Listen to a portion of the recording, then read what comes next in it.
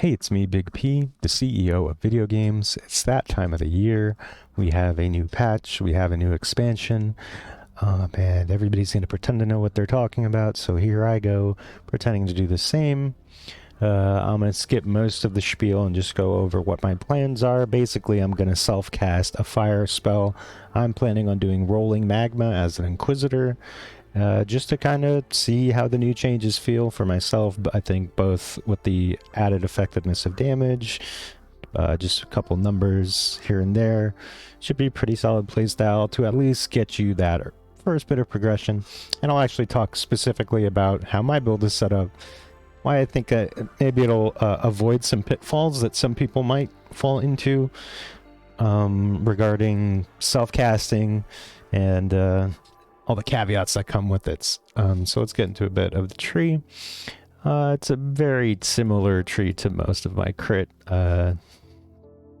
spell builds. I actually have been self-casting a lot before the buffs, so I feel way comfortable doing this as a league start. In terms of gear, all I have in is a very mediocre dagger. The dagger can't roll the cast speed yet. They're going to add that, and a shield. It's very flexible in terms of gear. You could try to go for a staff, although the staff mastery nodes are still a little underwhelming.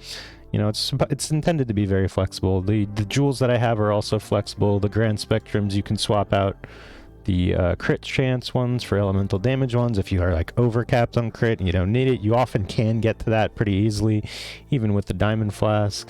You know, this isn't like a full configuration. I don't really bother with that when I don't have everything put together. The build is SSF friendly. The only I've been looking at like usual suspects for rolling magma, like Gloomfang, maybe Volconus if I can pick one up. But then I'd have to go Battle Mage. This current tree is not Battle Mage because, although I think it is going to be very good, I'm just kind of lazy and I like Inevitable Judgment. It'll let you leverage any of the damage types that you can get,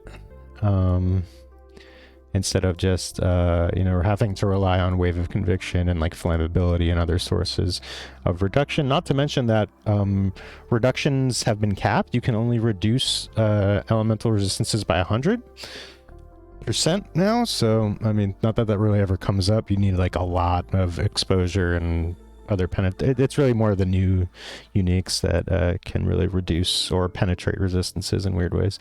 So let's go over the tree. I'd probably just grab these first nodes here. You could level it as brands if you want to, but you get I'll either probably level as Fireball or Rolling Magma. And then I'll rush up here to go LA Overload, at least, and probably that until like well into the 60s, 70s, before I get any crit gear. But rush over to the Sovereignty, probably fill most of this out, even the fire damage one. You have room for a Cluster Jewel here. This is only a level 91 tree that helps Alira. And you can also get another 2 extra points once you have your crit multi and stuff sorted out.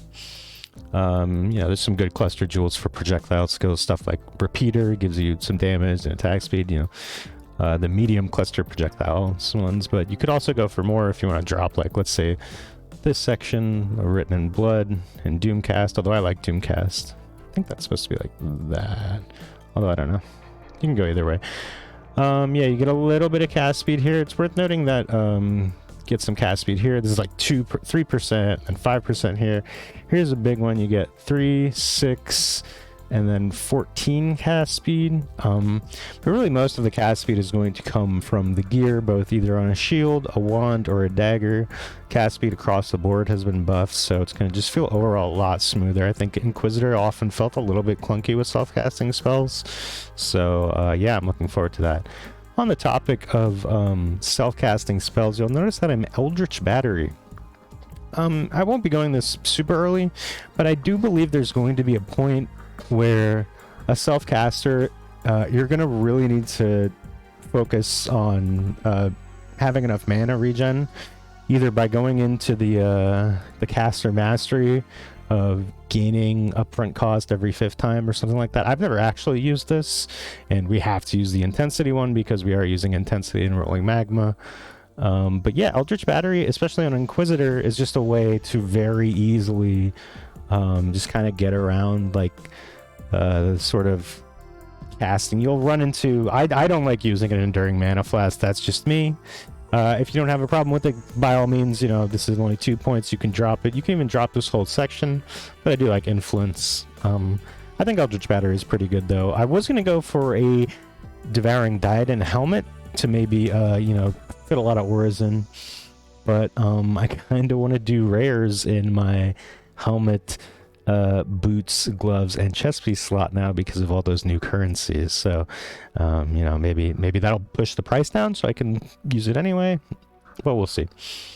What else? Cruel Prep. Yeah, nothing really fancy. I mean, it's just an Inquisitor spell crit tree. Let's go over the skills that I have. These aren't fully fleshed out, but I'm pretty sure these will be the best. Rolling Magma and increased crit. This will probably be something like Combustion or whatever while you're leveling, because, you know, going into crit before, I mean, especially if you're LE Overload, doesn't really make a lot of sense. And Intensify and Pinpoint, I'm looking forward to trying these out. I watched the Jungron video from like 2 patches ago about Magma Orb. He was doing more of like a weird like Battle Mage Trinity setup. We may be able to use Trinity, maybe like Spell Echo won't be necessary, or will actually feel bad in terms of getting stacks for Intensify, but we are also using the Apex Mode Jewel. I use this on my Crackling Lance Inquisitor and it felt great. It just helps you swap from, instead of like building up like 1, 2, 3, 4 intensity, it just kind of brings you up to the intensity. Is it intensity or yeah, it's intensity. But the skill gem is called Intensify. Okay, very important distinction there. And yeah, crit damage would be the last link. That'll be after you get your crit all filled out, because then you'll have just a great way to whatchamacallit, just scale damage. You know, crit multiplier is very strong. We'll see exactly what curses we're able to use. Here I have this labeled as -res before Uberlab, because in the Uberlab we are going for Inevitable Judgment. Who knows, maybe one of the 2 new bosses, big and bad bosses, what if the Searing Exarch has like 75 fire res or some shit? You know, he's a searing fire dude, you know, who knows? It might be very simple and straightforward to just ignore all his fire resistance with our fire spell. Of course, we won't know until the first day or so and all that info gets data mined and whatever, but yeah, until then, Arcanist brand with Wave of Conviction, Flammability, and Power Charge on critical. We might change this to something else, might change it to Combustion, but you know, this is going to change to a Sniper's Mark setup, I believe, after, because Rolling Magma is a projectile. It's worth noting that if you want to try some other fire spells specifically, and maybe even non-fire spells, you might have to do a bit more of a respec. For example, I'm gonna level with Fireball and be leveling both a Fireball and Blazing Salvo gem, but I think Rolling Magma is probably gonna be my favorite. I've never actually tried it, and it seems like a very satisfying skill to play, so I'm gonna give that a go. As far as auras go, these are the 3 damage auras: Herald of Ash, Zealotry, and Anger. Typical fire and Inquisitor spell crit stuff here. You'll see we get to when I have gear on, you'll be able to level this vitality up. Because we're Eldritch Battery, and you can just fully reserve your mana. And then we'll also be able to maybe dip into things like Petrified Blood and Righteous Fire and stuff like that. Although then we might not be able to use Eldritch Battery, because then our ES will be drained and something like that. But we'll see, you know, if anything, this build is a place for me to experiment with stuff like that, and we'll see how far we can push it. It depends on how tanky I feel. A note on tankiness is I like these ailment and like chaos resistance clusters here. This basically, between this and Pious Path on the Inquisitor, I'm pretty sure this is 100% reduced effective curses. And then we have Corrupted Blood cannot be inflicted on you. You're right, because you have 75 from the 75, that's 80. Yeah, I'm pretty sure. I think that's 100% reduced curse effect, which could be nice, especially if like the new bosses do a nasty curse, someone like you.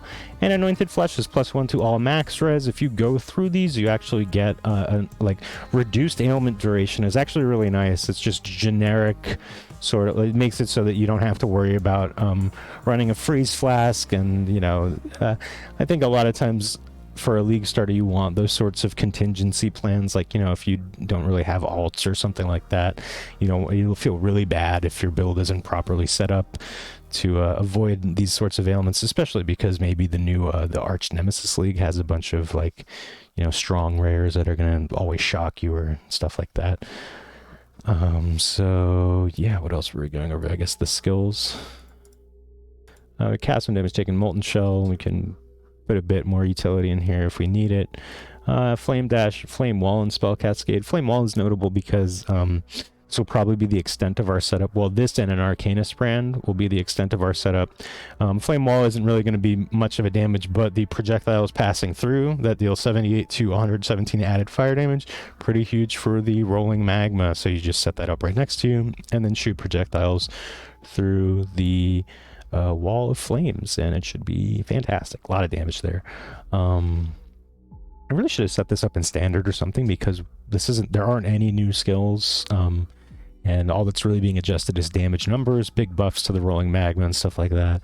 But you know, Jung Run's done a video on it. There's other people who have run it, and I'm just going to try it, you know, and see how it feels. There's a lot of flexibility in gearing. I think a lot of people are looking at Martyr of Innocence, which has fire penetration built into it, as well as battle mage and just a bunch of flat fire damage. Not sure how expensive that'll be early. It probably isn't going to be that bad, but I don't like to rely on uniques, especially in the weapon slot, on a league start situation. So let's see what we get. One thing I do like is that we're not using any dex gems. I'm either usually like a cold crit spell, which usually uses like a dex gem or two, or like a blade vortex, which is probably pretty strong. You could refer to the Inquisitor blade vortex from a while ago, although you can probably just use a tree that's similar. You know, the tree was reworked not too long ago, so it's not a one-to-one exactly, but I mean, I highly recommend blade vortex Inquisitor as well. There's a lot of ways to do it, and yeah, that's pretty much all I wanted to go over. More generally speaking, I think that this build is like nice and solid to set up, get you as deep as you can into the Atlas. Of course, it remains to be seen whether or not those new bosses are like really difficult and tanky and will require more damage. If so, you can drop out of these like more defensive nodes here.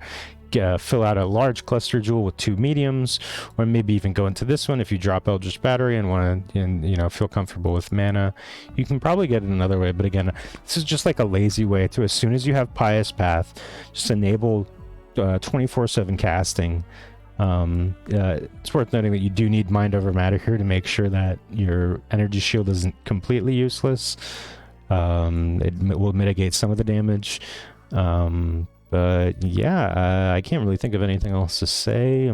Streams will be, let's say, intermittent as always. Probably going to play a bunch. We'll see how much I stream, but I definitely will be updating this build and the following builds that happen this league. We'll see what happens. So yeah, if you have any questions or any comments about the build, let me know in the comments here.